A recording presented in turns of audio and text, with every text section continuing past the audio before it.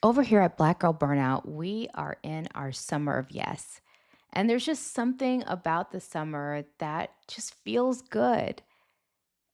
So, what better time to create healthy meal habits that are actually going to last? What better time to get Green Chef, the number one meal kit for clean eating? Green Chef makes it easy to spend less time in the kitchen and more time enjoying the summer. With their new heat and eat meals, you can enjoy a delicious, wholesome meal in just 3 minutes. I use this product and you should too. It's delicious. They're really great, really easy, filled with clean ingredients, all set up to help you build lasting and healthy habits without the hassle. I love the Mediterranean options. The fish has been delicious, and it's opened me up to meals I wouldn't necessarily try on my own, and they've all been delicious. Make this summer your healthiest yet with Green Chef. Head to greenchef.com/50BGB and use the code 50BGB to get 50% off your first month, then 20% off for 2 months with free shipping. That's code 50BGB at greenchef.com/50BGB. Welcome to Black Girl Burnout Podcast. Kelley here. And today I want to talk about how to navigate wellness when everyone has an opinion. This episode is going to be about how we manage our healing journey, how we manage ourselves in a world where everything and everyone is on display at all times, or everyone feels the need to perform. If you are listening to this episode in real time, the fall is here. It really is. The weather is changing. I can feel it. Summer is winding down and fall is ramping up. And if you're like me, I see September as a lock-in month. I think of September to December 1st as like the 90-day sprint that I need to finish out my year really strong, because once December happens, all bets are off. Nobody's at work or everyone's in holiday mode. And I want to close out the year calm and quiet. So I don't want to be thinking about my goals or anything like that. I really like December to be kind of a meditative month for me, where I think about more holistically what's next and wind down and kind of hibernate before I start the year back. As a result, though, these next 90 days for me is all about my goals and really ending the year strong. But more than that, thinking about next year. Like, I'm already thinking about 2026 and how to make sure my 2026 is what I need it to be. And a key component of that is my healing journey and my wellness. I'm one of those people who subscribes to that 12-week year mentality. If you want to know more about that, I will probably do a post on it on Substack, shameless plug for that platform, where I talk about how I'm planning my last quarter of 2025. But as a part of the 12-week year, you have like 3 goals. And one of my goals is concretely to practice what I preach, to infuse rest as a continuing part of my life, to prioritize my recovery and all the things associated with that as foundational to how I move, not just today, but hopefully for forever. And while 2025 has been what I've called the rebuild year, I am doing that and I have done that, but I want to rededicate myself. And I love quarters and new months and just new beginnings as a way to recommit to the things that matter to me. And my wellness is one of those things. And yet I know that if you're like me, you kind of think, do you ever feel like your healing journey is being watched or judged or commented on? This is something I've been thinking about a lot lately, as I have been less online and posting and more consuming social media content and watching a lot of people whose work involves commenting on and documenting their healing journey. And I want to be clear, I'm not necessarily coming for people doing that. I don't think that's necessarily a bad thing. I think it can be, but it depends on what your intentions are, how you're doing it, and if you're hustling wellness versus just sharing as a way to create accountability or connect with people and create community, all of that I'm for. But I know I sometimes feel, particularly as someone who has a podcast that focuses on mental health and wellness, the tension between hypervisibility or showing myself, talking about my journey, demonstrating it publicly on social media feeds, I sometimes feel like, oh, maybe I should do more. Or I sometimes feel pressure by looking at other people's opinions, like, oh, that's a great idea. Why am I not doing that? Or maybe there's commentary from others and I'm looking at their lives and I'm wanting to do more. And there's this point where my wellness journey becomes less about what do I actually need to be well and more about performance and getting attention or getting approval from people whose opinion I think matters. And so if that's the space that you are in or you feel tempted by, I want to create an invitation for you to relax for the next, 20 to 25 minutes more as I talk about reclaiming private joy and healing in a world that feels hypervisible, in a world where you always feel the need to be on. As someone who is staunchly against that, this episode hopefully will help you feel committed to keeping your wellness journey sacred. And at times that means keeping it a little private. Because the truth is, there's a cost when you are performing healing. When healing becomes a performance where you're posting every step or you're proving that you're resting the right way or trying some new fad or idea, that creates its own kind of burnout. The truth of the matter is there's research that supports that burnout is sometimes worsened by comparison culture. When we look at other people and we are judging ourselves against their bodies or their lifestyle or their wealth or their perceived ease, that creates its own anxiety. It creates its own pain. It demotivates instead of motivates. And if your wellness journey isn't authentically yours, you're less likely to be as invested and more likely to quit, move on, or fall back into habits that aren't healthy. And so my question for you is to think about, what if healing looked quieter or slower or less Instagrammable or TikTokable? What if it just stood on its own because it belongs to you and it's for you?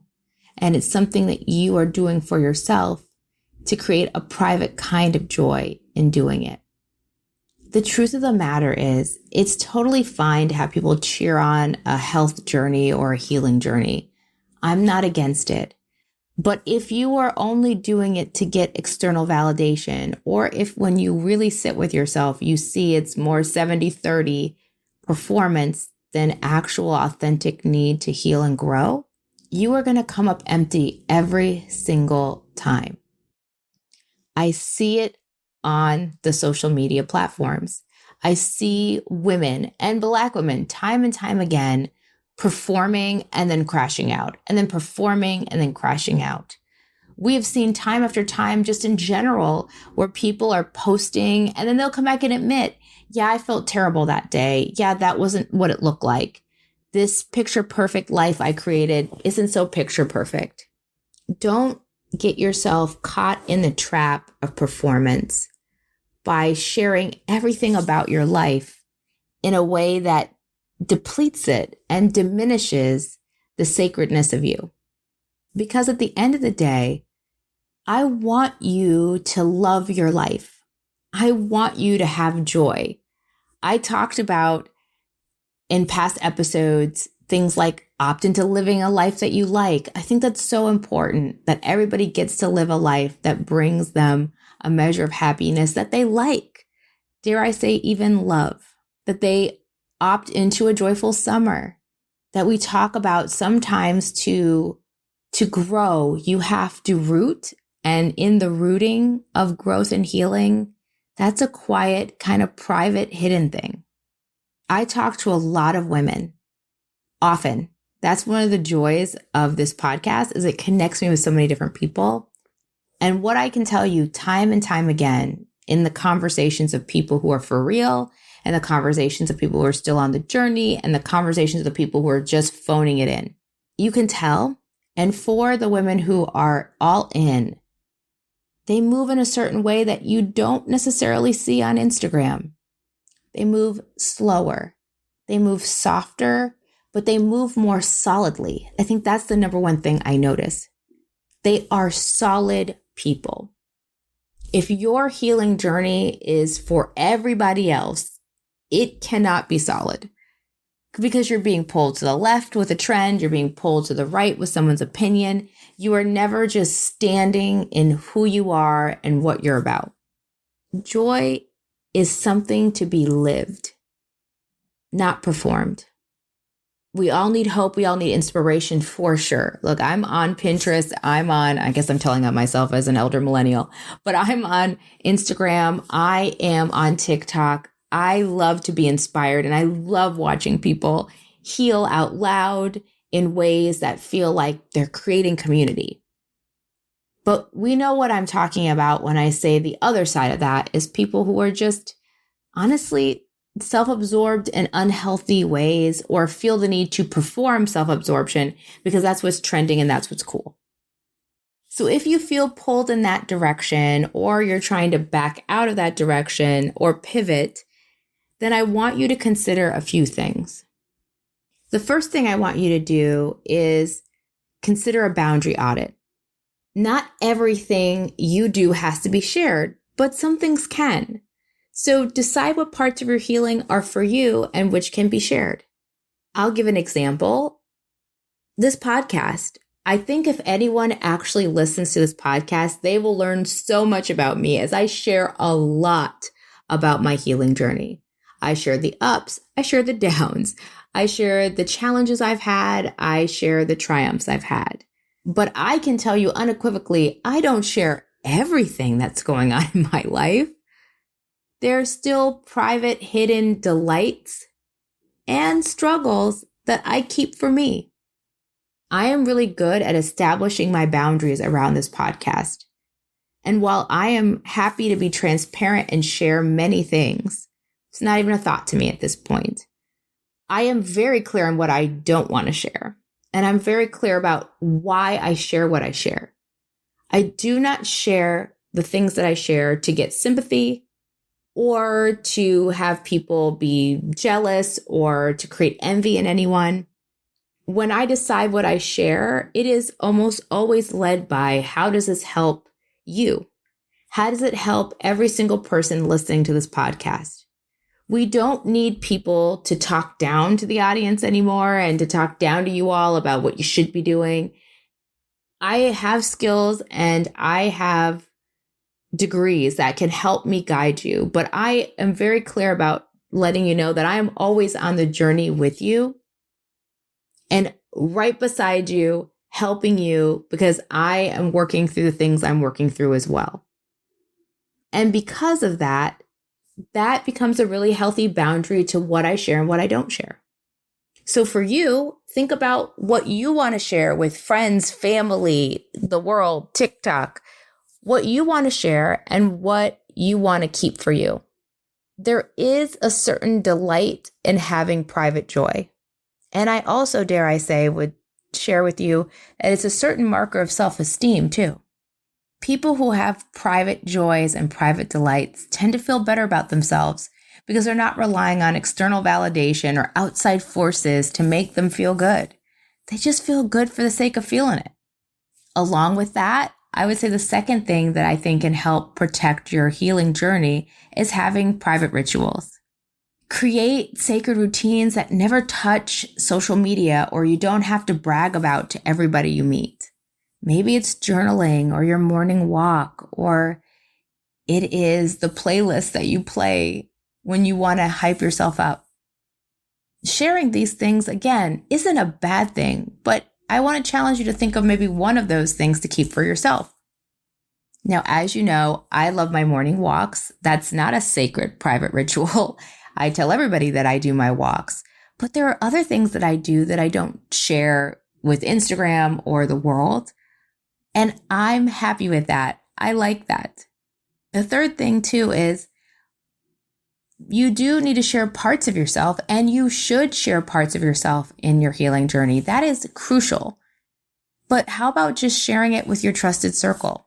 So your private rituals can still count as being private if your trusted circle knows about it, but nobody else does.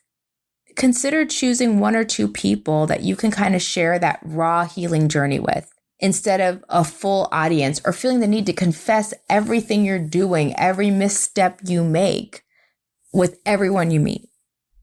And then the fourth thing I would recommend is a pattern of digital rest.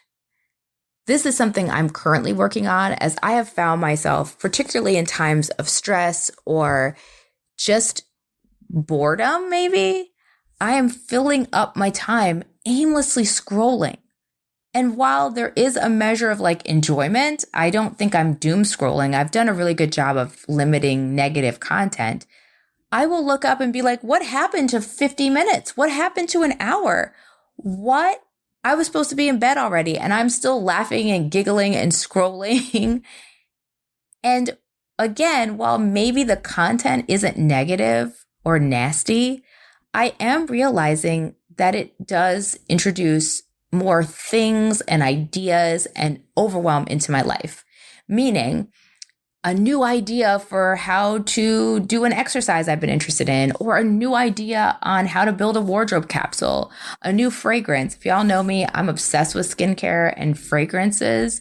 And so it's you can quickly go down this rabbit hole of needing to buy or consume things, or reorganize something that's already fine as it is, or strive for a way of maximizing productivity, or oh, this podcaster is doing this. Why am I not doing that? It can become an endless kind of loop of needing to change yourself, buy something, be distracted, and not locked into your healing journey. So maybe like me, you could experiment with unplugged hours and days, where you are just doing the thing that you need to do to make yourself well, and it's invisible and unpoliced or uncommented on, or you're not looking at somebody else to feel the insecurity of comparison. You're just away from your phone and knee deep in your healing. I am definitely working on that for myself as someone who doesn't necessarily post on social media, but definitely consumes a lot that can alter the way I heal. And even if my healing isn't in public view, it is influenced by performance if I'm relying on the opinions of every time I scroll my screen and see something new. Let's be real. One of the biggest sources of burnout for Black women is money. Whether it's debt, divorce, home buying, investing, or just trying to make it to the next paycheck, financial stress is real and it's exhausting. But here's something that can help. The Savvy Ladies Helpline. It's free. Yes, really free. You get 55 minutes with a certified financial expert, no strings, no judgment, just real answers to your real money questions. Want to build wealth, prep for retirement, figure out how to invest or navigate money after a breakup? They've got you. Savvy Ladies is on a mission to make financial education accessible to all women, and the helpline is a game changer. So if money is stealing your peace, I invite you to take one powerful step toward financial freedom. Visit savvyladies.org and book your free session today. You don't have to struggle alone. You can opt out of burnout and into clarity, confidence, and peace with your money. So when we talk about constipation, bloating, heaviness, sluggishness, these aren't just random symptoms. They're actually your gut's way of telling you something's off. Look, I'm going to be real with you.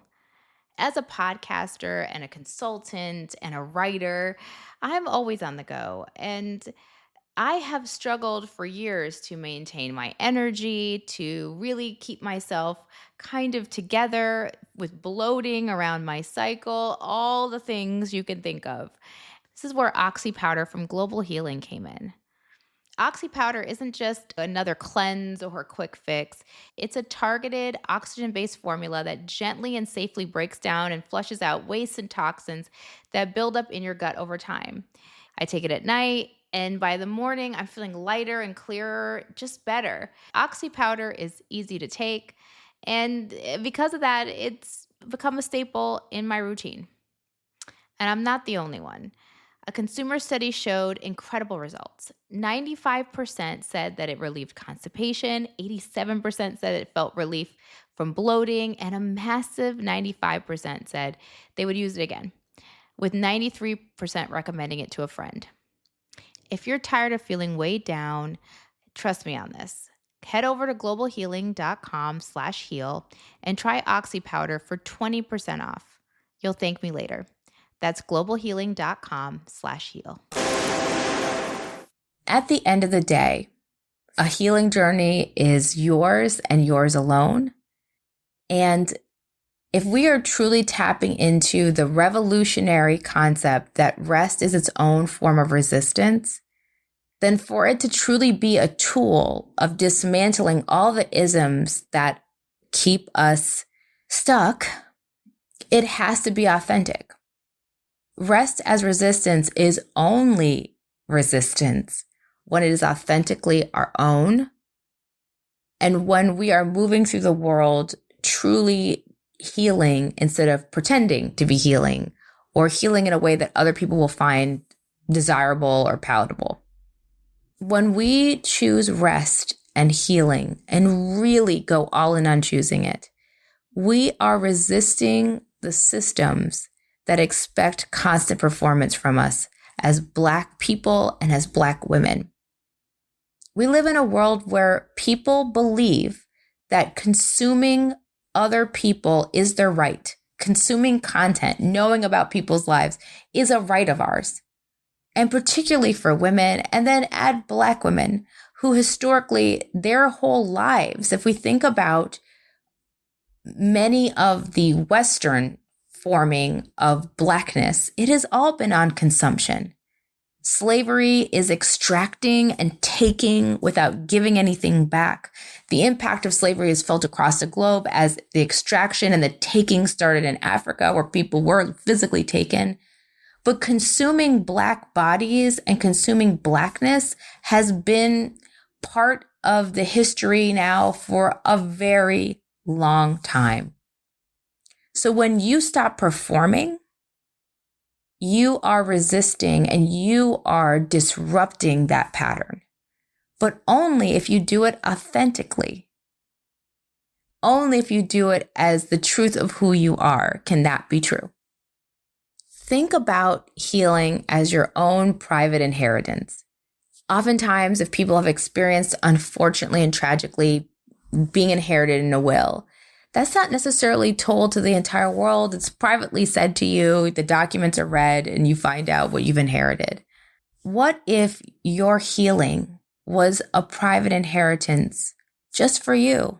Something that not everybody has the right to witness or know about in detail.